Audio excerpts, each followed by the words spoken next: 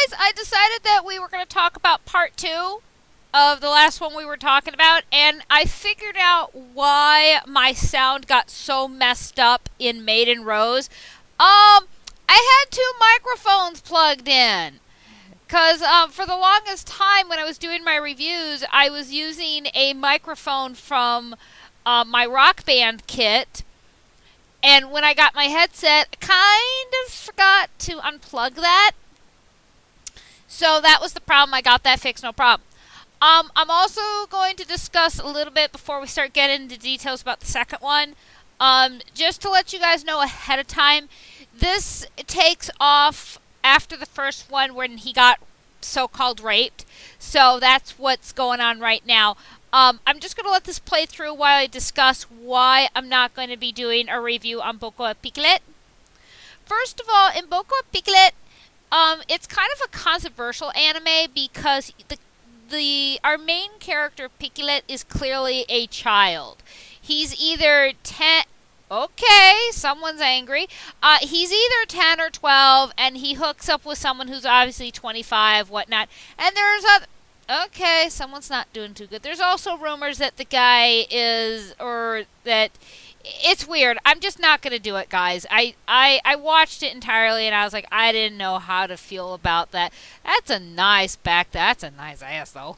But, And speaking of which, I actually got permission from my friend Kick-Ass-Man3 to talk a little bit about him in this video because there are some things in this video that me and him kind of play off each other, and it's kind of funny because I am just terrible with him sometimes.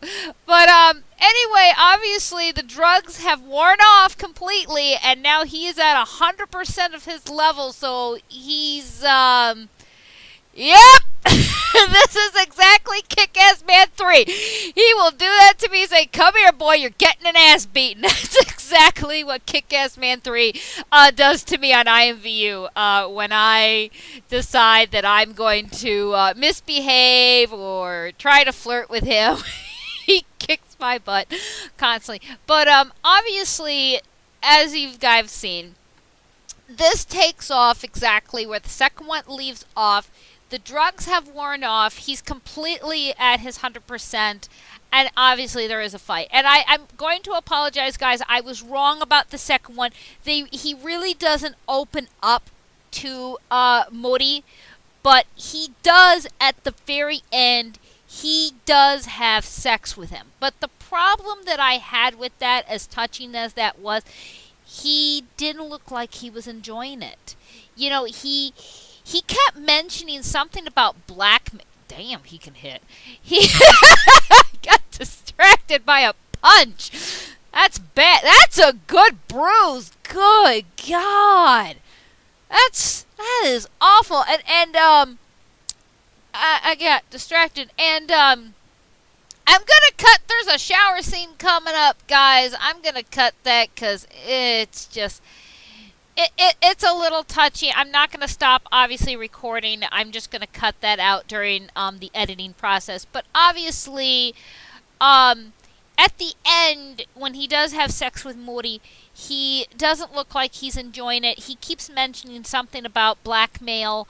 And I honestly don't know what he's talking about the whole blackmail thing. I don't know if he is himself gay and he's just afraid to come out about it, or if he's not really sure if he's gay, but he keeps mentioning this blackmail thing. I don't know what's going on, you know. But this is the episode. I also screwed up in the first one. It's in the second episode where Mori takes off. It's in the second one, and I will show the scenes of when the senpai did find him and they did have their little touching moment. And it was a touching moment. It really made me feel like, okay, so he does care for him. I'm just going to take a drink real quick. Gotta have Diet Pepsi sometimes, you know. I am trying, guys, to cut back on a lot of foods and drinks that I'm not going to try to, you know, have anymore. So, you know.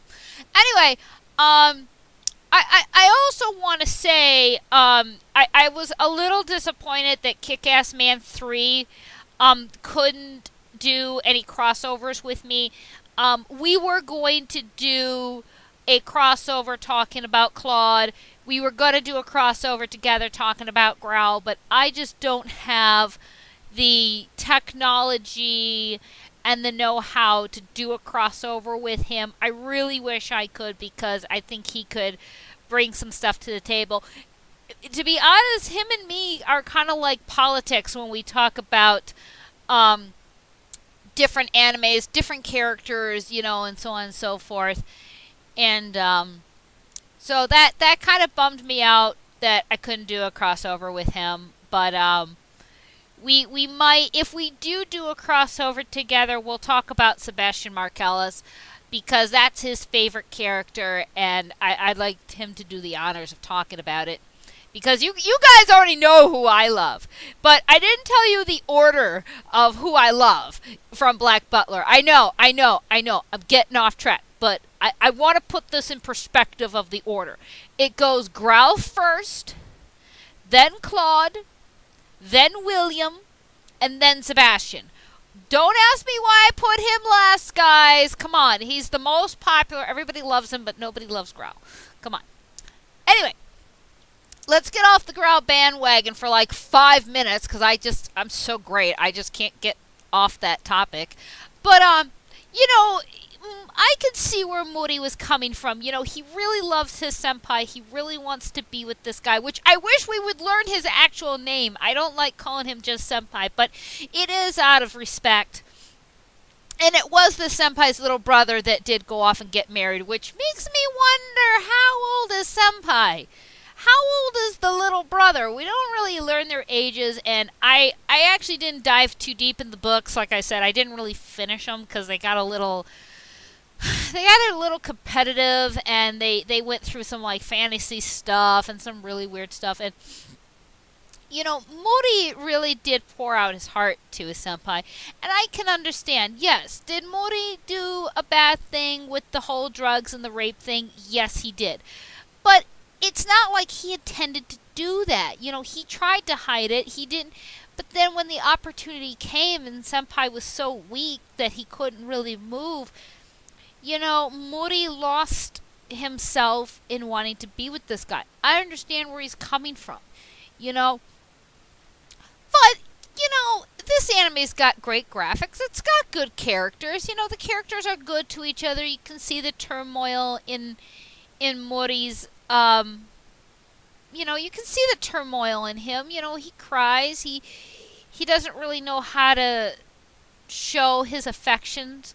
And he slowly starts getting ready to leave. And it scared his senpai, because I don't know about you guys, but that would terrify me if one of my friends, or even someone that I loved with all my heart, just up and left with no word, not a letter, not a voicemail, nothing, didn't tell anybody where they were going. I would be so scared. And I think that's what it happened with senpai. When he finally realized that Mori wasn't around, he was starting to miss him. And not only that, when he finally realized, wait a minute, he's missing way too much work, or he's missing way too much school, something's not right, he took it upon himself to go find out. He talked to the parents. He talked to everybody to try to find out where he was. So it really does show that senpai did care. He did care.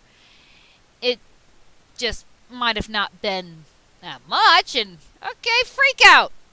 I love the freakouts in this anime, This is the kind of yaoi that I like. It's got a little bit of comedy. It's got a little bit of them, them freaking out over what we would think is nothing. It's okay, it's science, whatever, what the hell, I don't care.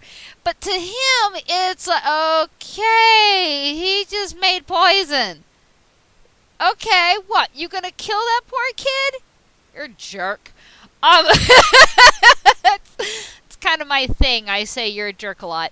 I got really no catchphrases, no nothing. And see, they don't really and yes, that's my dog barking. He's being a brat. They really don't tell you like how long Mori has been gone.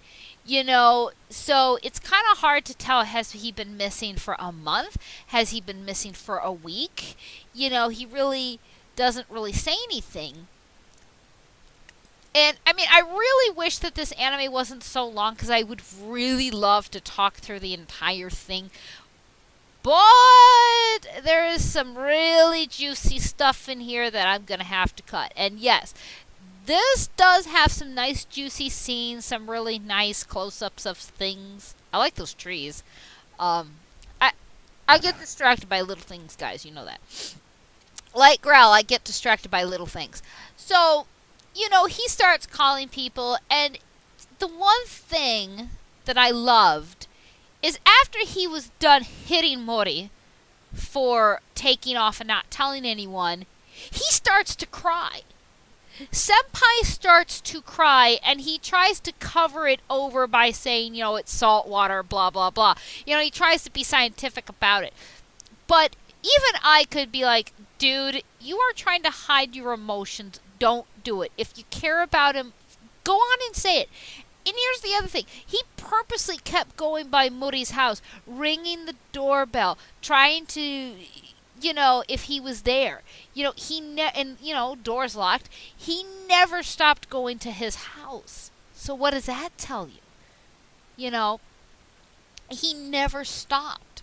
So he does care. I don't care if you say, well, he must care for him like a friend. No. I don't think that's the case. I think he loves Mori, but he just doesn't know how to he doesn't know how to express that. It would be like Vegeta. Yeah, I'm going to go back to Vegeta real quick. It would be like, we've seen Vegeta, and it's hard for Vegeta to really show his love and his affection towards, his wife and his kids because he's just so macho and he's just, a big tough guy. And I think with Senpai, it's the same thing. I think he feels himself so much of a man, and he's such a hard person that he doesn't know how to express basic feelings of love, and he's afraid to show his fears.